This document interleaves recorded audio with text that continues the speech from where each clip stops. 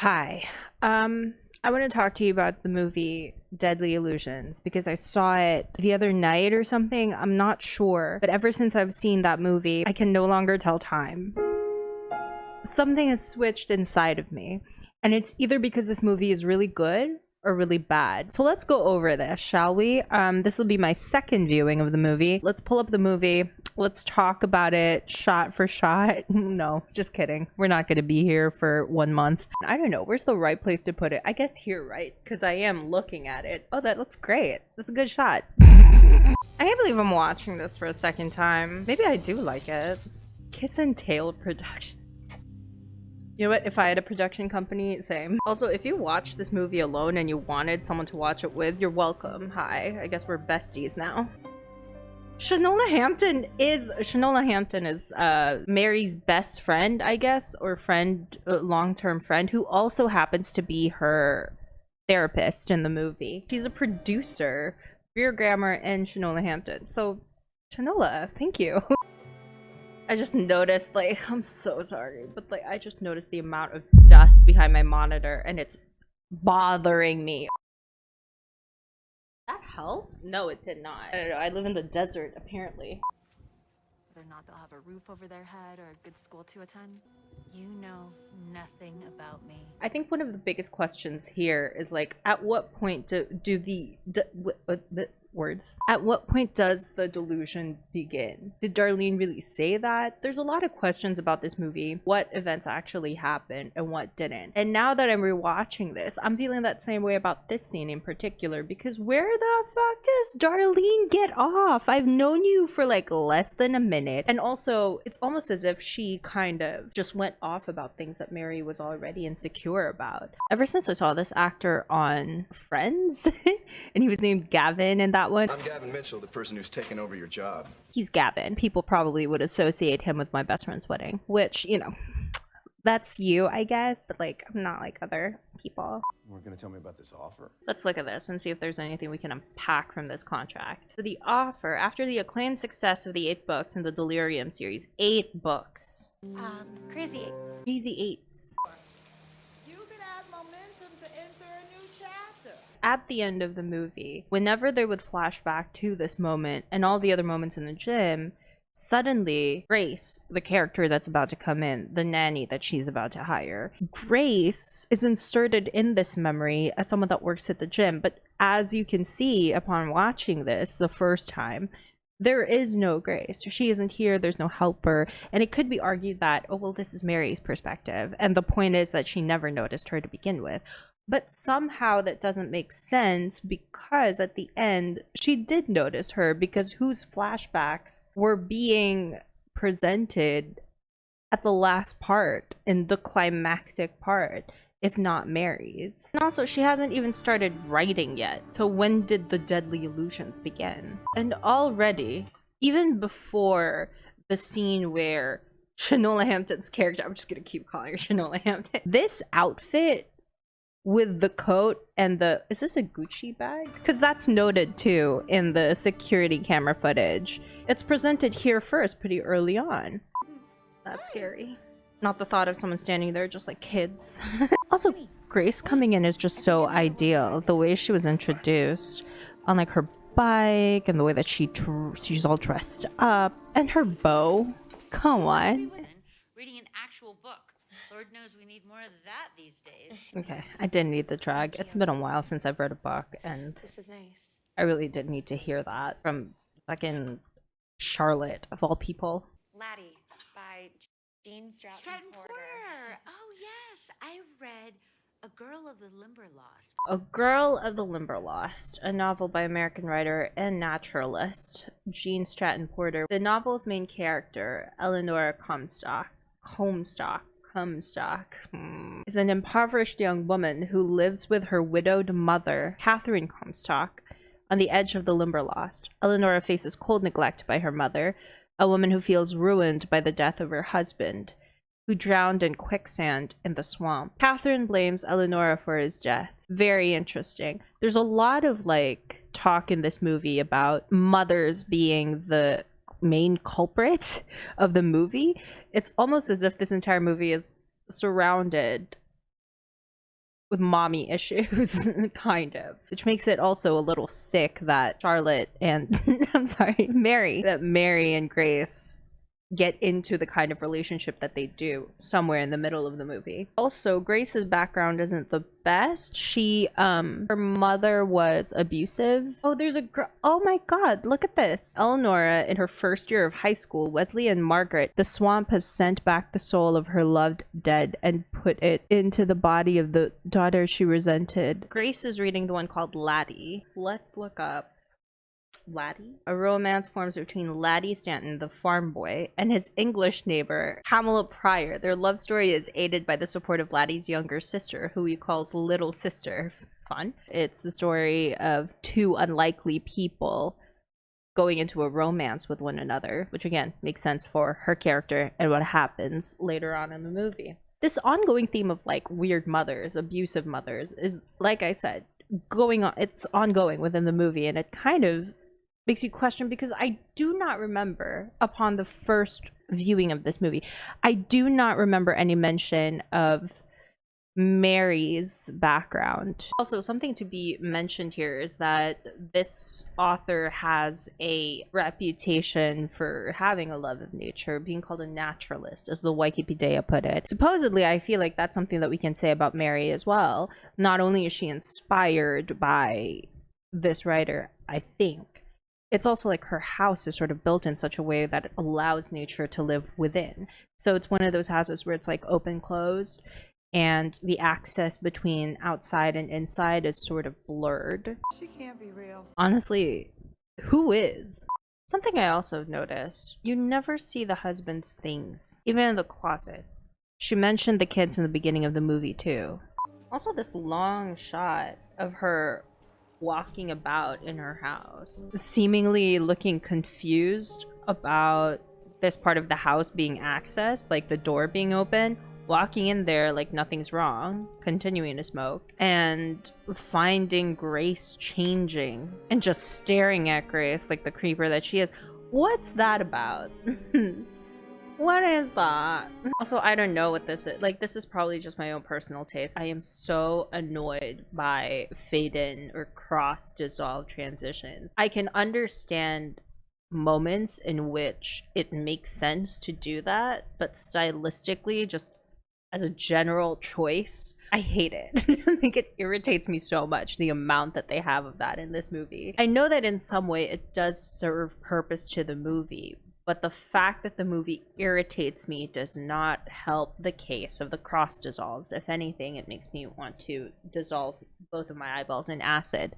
And then you can have a cross dissolve of that and, I don't know, a shot of the ocean. Of the mother being the killer in the end. You know, we're seeing this entire thing from her perspective, so whatever she chooses to drown out, whatever events start to overlap onto one another is what we're about to see. But she's always been like that, though, even before she started writing, so.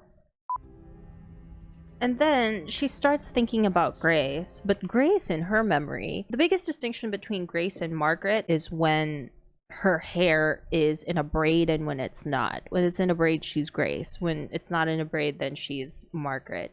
So the fact that Mary was imagining her without the braid, but still in the style, like the fashion of Grace, even before Margaret was introduced. A subconscious fantasy. Is Shanola Hampton the only person here with some sort of reason? Is she? Even Shanola Hampton, are they all in her head? At one of the darkest times in my life. Lean into the dark. My god, if Rick is a real person, you are so going to regret that.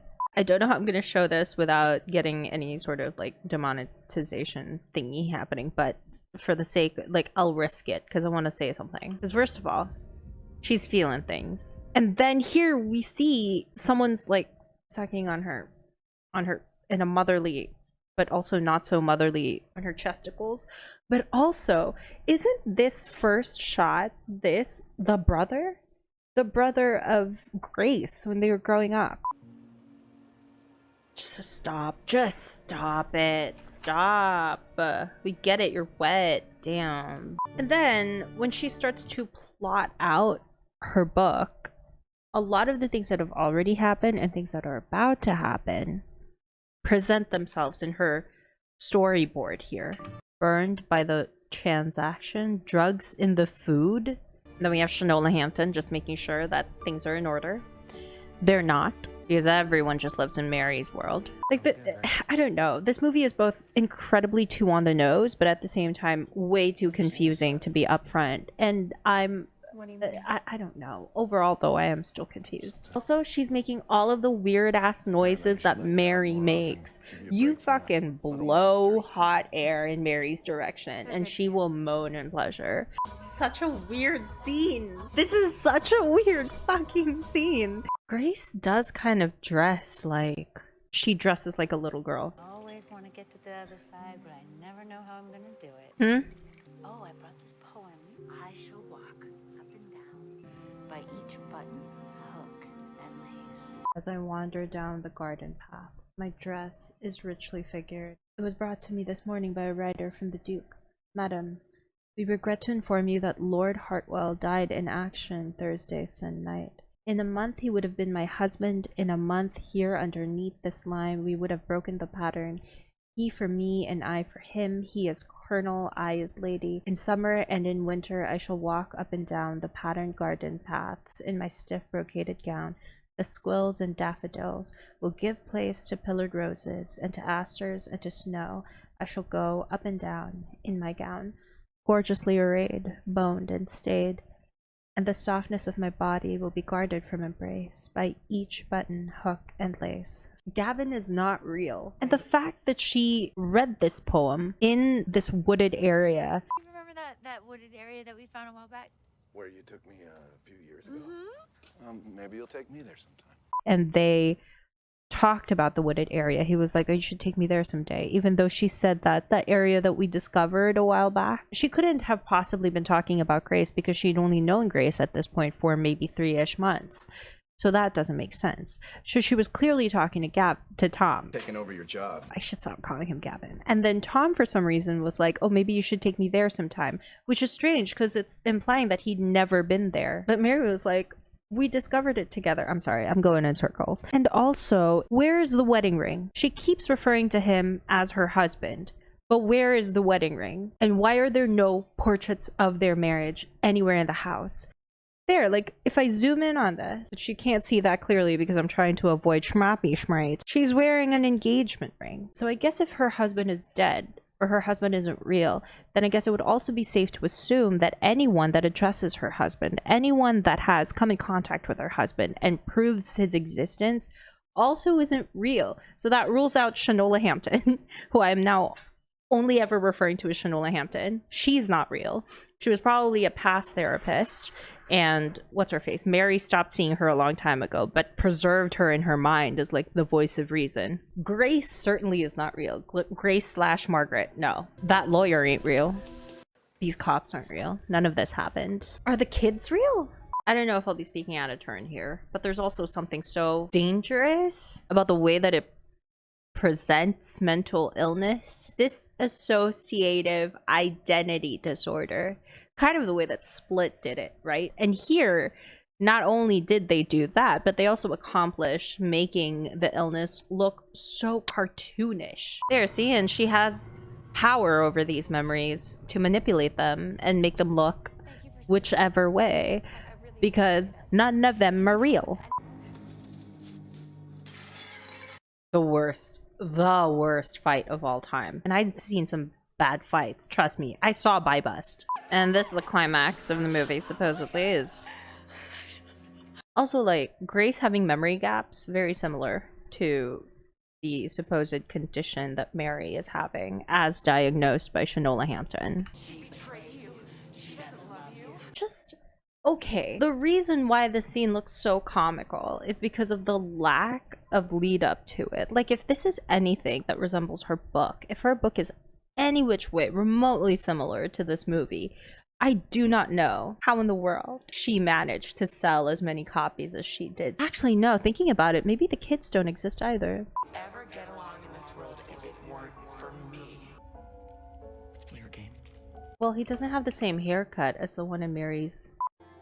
See, I don't think Do we have a shot of this stone? We don't. They never show the actual, what's it called? Tombstone, gravestone? They don't show it because I don't think that's where Elaine is, because Elaine was never the person that died. I think maybe that grave was her husband's.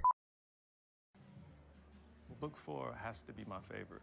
I wrote that book at one of the darkest times in my life. I think maybe around the 4th book, and that is a huge stretch. Like, what if that was when she lost her fiance and her kids? Dare I say she tried to kill him or something? I mean, I don't know. There's nothing that points to her murdering them. However, I think that maybe in all these traumatic experiences, whatever she had gone through when she had lost her entire family, that led her to meeting up with Shanola Hampton. So maybe that's also why there was never a mention of Mary's background and her upbringing, is because we kind of were already getting hints of it. Her whole background story for Grace, the poems that she would read, the literature that she would consume, all of it kind of points to her pretty abusive background. Maybe she came from a very messed up home life and creating this entire life and story in her mind and living it to the point that whenever she has to get into that place in order to write, to write her banger novels, it consumes her and it makes her difficult to get to the other side. And what do you mean? Yeah, I've always been wearing this shirt. You're weird. I'm not weird. You're weird. So, but that's kind of how I see this movie, is like the majority of it didn't happen. It's all in her mind. And whether or not that makes Deadly Illusions a good movie, I'm gonna say no. The execution of this movie, like from the way that they portrayed mental illness to how messy and muddy a lot of the second and third act is, like it completely missed the mark. And it's like partly laughable, to be honest. Like, oh my god, that third act, bruh, the changing voices, what is that? Yeah, that's my video that I rushed to do, and I'm gonna leave you now because I have to pee. But not without leaving you with some wise words. Here are my wise words. Write what you know, because clearly that's what sells. You're welcome. I'm gonna go now. Bye.